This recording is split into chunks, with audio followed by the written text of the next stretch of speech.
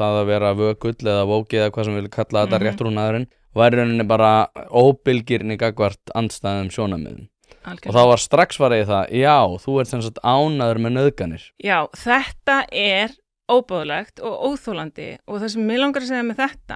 þetta er bara barnalegt og mér finnst barnaskapur einkenna alla þessa hugmyndafræði. Þú veist, raunveruleikinn skiptir ekki máli, vísindi skiptir ekki máli, staðreyndir skipta ekki svo miklu máli, það skiptir máli hvernig þú túlkar það og þú getur túlkað þetta bara alveg eins og þér sýnist og þú getur bara búið til eitthvað svona annað fólk sem að ég myndi segja að væri ekki eitthvað sem við ættum að vera að hampa í samfélaginu, að maður sé að sko ljúga upp á fólk eða gera því upp skoðanir og allt þetta, eins og þetta sko, þú veist, ég hlusta á þetta viðtal og ég með hjó sérstaklega eftir þessu, þetta var